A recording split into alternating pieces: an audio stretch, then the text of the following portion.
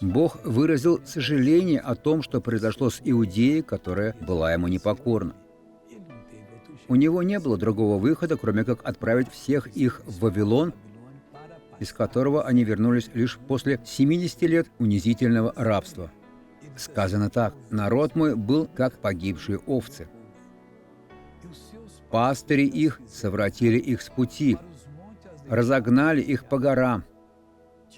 Скитались они с горы на холм, забыли ложе свое, находящееся в присутствии Бога».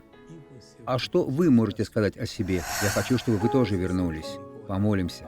Отец, пусть этот человек с этого момента станет верной овцой Твоей пасты, готовы выполнить Твою волю. Я велю всему злу уйти из его жизни во имя Иисуса. Аминь.